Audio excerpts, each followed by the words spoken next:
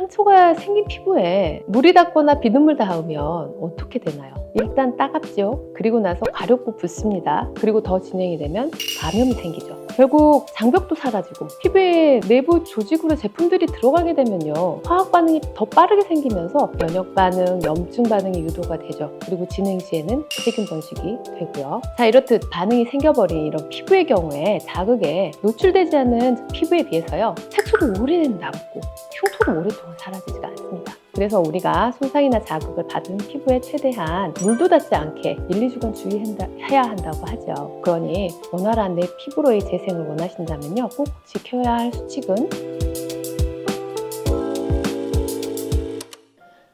안녕하세요. 다나한 미인의 고경미 원장입니다. 다들 궁금해하시는 리파시라는 장비에 대해서 말씀드릴게요. 고객분들이 가장 치료하고 싶어 하시는 가장 다수의 색소성 질환이 뭔지 알고 계시나요? 기미, 오탑 반점, 점, 주근깨? 아닙니다. 잡티성 질환들이 가장 다수를 차지하고 있습니다. 다들 기미라고 아시고 오시는데 상당수가 흑자나 검버섯 같은 표피층에 자리 잡고 있는 잡티성 질환입니다. 아주 많은 다수의 사람들이 호소하는 잡티성 질환인 흑자 치료 정말 필요한데요. 문제는 치료가 다시 다른 문제들을 만들 수 있다는 점이었습니다. 레이저 후에 색이 더 진해지는 색소 침착 또는 패이는 흉터, 그리고 흑자의 재발 혹은 더 커지게 되는 병변들, 게다가 자극 후에 색소가 또 기저부 혈관까지 더 건드리면서 더 검붉게 되는 보기 나쁜 색소로의 변화를 만들게 되었었죠. 그래서 과거에 레이저 시술 경험이 적어서 부작용을 많이 겪어보지 않으셨던 원장님들께서는 강한 에너지의 레이저 시술을 해서 딱지를 좀 심하게 만들거나 피부를 심하게 깎아놨는 레이저 시술에 뛰어드시는 데 반해서요, 내공이 좀 있는 다수의 원장님들이 선택했던 방법들은 고객분들과의 타협이었습니다. 흑자 치료는 부작용의 위험이 좀 많으면서 치료 성공률이 많이 떨어지기 때문에 색소가 조금 남더라도 색을 연하게 만드는 정도의 치료로 좀 만족하고 재발을 하시면 다시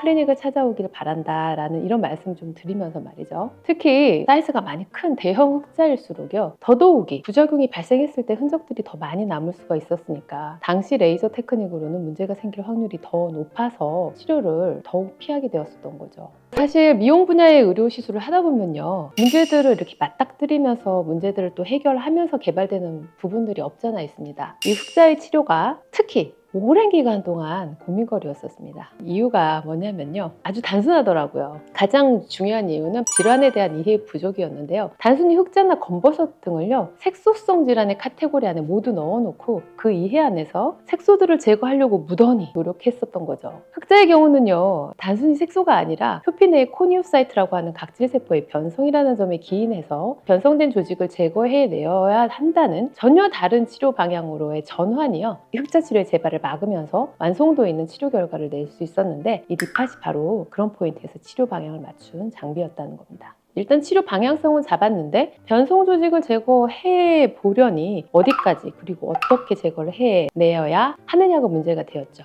변성되어 있는 표피의 기저막 상방부의 각질세포, 얼굴의 경우에 보통 0.2mm에서 0.3mm 정도고요. 눈가 같은 경우는 0.05mm 정도의 그 표피 조직만을 제거해내야 하는데, 문제는 이 기저막을 넘어서 진피층까지 레이저 손상을 일으키게 되면 피부가 재생되지 않고 패이는 흉터가 생기게 되니 말입니다. 게다가 색소 하방부에는 색소에 영향을 미치게 되는 진피성 혈관들이 다수 분포가 돼 있으니 툭 하면 색소를 뿜어내는 혈관들을 건드리지 않으면서 조직을 제거할 방법을 찾은 게 바로 피부의 냉각 기법이죠. 이 냉각은 VSLS라고 명칭을 하였는데요, 혈관이 레이저 자극을 인지하지 못할 정도의 레벨로 피부를 냉각시키면서도 피부 자체의 열 손상, 즉 화상을 방지해서 치료 효과를 높인 고도의 테크닉을 개발한 거예요. 이 순간적인 강한 냉각이 또 깨어지지 않으면서 버틸 팁으로는 사파이어 팁을 선택을 한 거죠. 그리고 또 한 가지, 레이저를 쏠 때 대부분 원형의 스팟 형태로 레이저가 방출이 되는데요, 문제는 원형 스팟이건 사각의 형태건 간에 각각의 스팟들의 중첩 없이는 색소를 완벽하게 제거해내기가 참 어렵습니다. 왜냐면 스팟 사이사이에 레이저가 들어가지 않은 부분, 즉 빈 공간이 존재를 하게 되면 상당히 이상한 모양의 색소들이 남게 되기 때문이에요. 원형의 빔이 쏘아 모아진다면요, 빈 공간이 남았을 때 X자 형태의 색소가 자주 남게 되겠죠. 그리고 사각 형태가 되면 I자 형태의, 이런 대문자 I자 형태의 색소가 자주 남게 되거든요. 그러니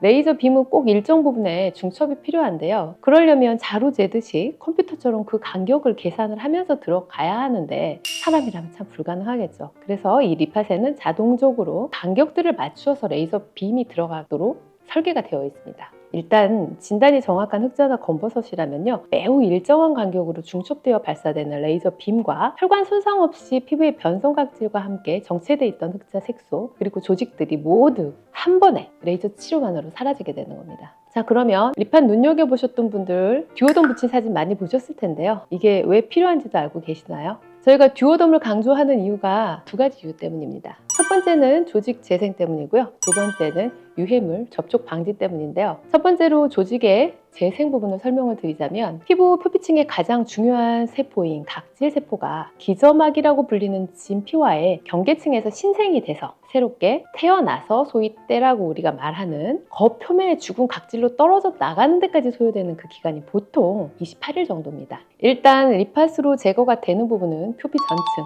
즉 얼굴 피부 0.2mm에서 0.3mm 정도의 그 두께의 각질 세포와 그 내부에 정체되어 있는 멜라닌인데요. 그래서 조직을 사라지게 모두 한 후에 그 두께만큼의 표피 조직을 흉터 없이 재생시키는 걸 목표로 하는 거죠. 그래서 기저막에서 표피가 어느 정도 완전한 성숙된 세포들로 채워지는 최소한의 시기 동안을 조직이 잘 채워지도록 보호를 해주는 겁니다.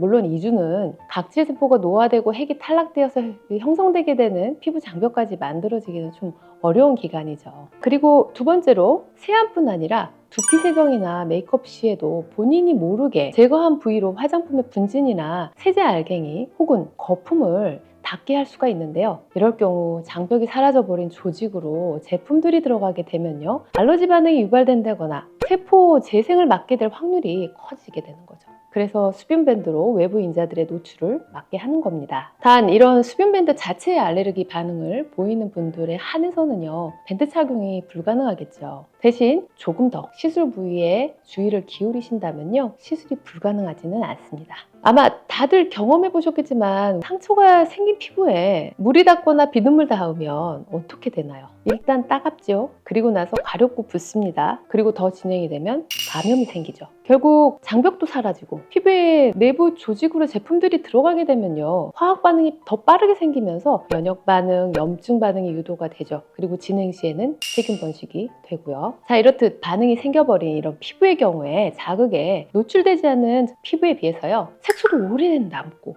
흉터도 오랫동안 사라지지가 않습니다. 그래서 우리가 손상이나 자극을 받은 피부에 최대한 물도 닿지 않게 1, 2주간 주의해야 한다고 하죠. 이제 아시겠죠? 상처건, 이런 레이저건, 또 시술 후건 항상 1, 2주 수영이나 사우나, 메이크업, 클렌저 다 피하시고, 면역 건드리거나 부을 수 있는 음주나 스트레스, 흡연들 다 피해야 된다는데 이런 이유가 있답니다. 관리가 잘 된 리팟 시술 부위는요, 2주 후부터는 정말 깨끗한 피부를 보시게 되고요, 아기 살결까지 뽀얀 피부가 올라오는 걸 확인하실 수가 있습니다.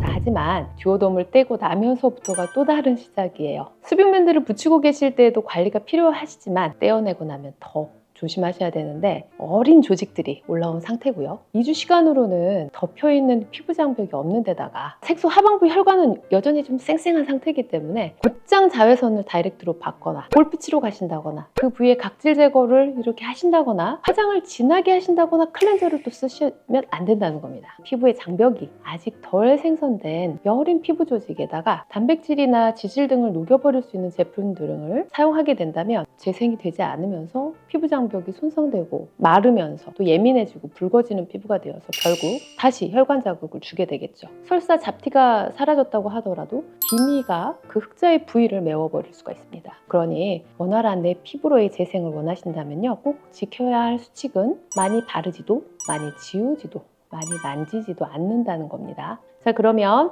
색소가 있었던 자리에 자외선 차단제는 어떻게 해야 하나 또 걱정이 되시잖아요. 한마디만 말씀드리자면 자외선 차단제에 세트로 따라붙는 게 있습니다. 바로 오일이나 크림 타입의 강력한 클렌저입니다. 그러니 당연히 시술 직후에는 그 부위에 피하는 게 맞겠죠. 어쩔 수 없이 중대한 행사나 약속으로 모임에 가셔야 한다면 최대한 자극이 없는 메이크업 제품을 선택해서 최대한 자극 없이 지우도록 말씀을 드리고 있고요. 듀오덤을 붙여도 되는 행사거나 운동 약속이 있으시다면 시술 부위에 잠시 듀오덤을 붙여놓고 그 위에 자외선 차단제를 바르시도록 하고 있습니다. 가장 권장드리는 방법은 모자나 양산을 쓰시면서요, 자외선의 노출을 피하시는 겁니다. 사실상 자외선으로 인해 발생 가능한 색소성 질환이나 피부 노화와 같은 이런 문제들은요, 현대의학이나 레이저 등으로 많은 부분이 치료가 가능하게 되었습니다. 이렇게 리팟과 같은 장비가 나왔잖아요. 점점 더 좋은 장비가 나오겠죠. 그런데 문제는 면역과 관련된 질환이나 자극과 관련된 피부염 등의 발생이 증가된 게 문제입니다. 특히 과도한 클렌저 사용이나 물리적인 자극 혹은 과도한 화장품, 피부 도포 등으로 인해서 각질층, 피부 장벽층 이런 층들이 다 손상이 되어서 생기게 되는 질환과 피부 염증으로 인해서 또 피부열이 올라가게 돼서 피부 속에 있는 수분, 보습 성분들이 다 날아가서 건조해지며 노화되는 현상들, 이런 것들이 더 많이 늘어나고 있습니다. 당연히 염증이 빈번하게 생긴 피부에서는 색소가 따라다니는 게 당연하고요. 피부가 내가 좀 약하다고 느끼시거나 트러블이 좀 잦으신 분들은요, 자외선 차단제나 메이크업의 횟수를 오히려 좀 줄이시고 자극이 적은 제품들로 줄여보시는 것이 좋은 피부 상태를 꾸준히 유지하는 데 도움이 될 수가 있습니다. 자, 오늘은 리팟이 어떤 이유로 흑자 치료에 도입이 되었나, 그리고 어떻게 흑자를 제거하는 데 성공할 수 있었을까, 그리고 리팟2의 관리와 기본적인 피부 관리법에 대해서 이야기를 드려보는 시간이었는데요. 이제는 자외선으로 인한 색소나 노화 너무 두려워하실 필요 없이요, 흑자나 검버섯은 리팟으로 해결해 보십시오. 여러분의 10년 후 피부까지도 고민하고 있는 다나민의 고경미 원장이었습니다. 감사합니다.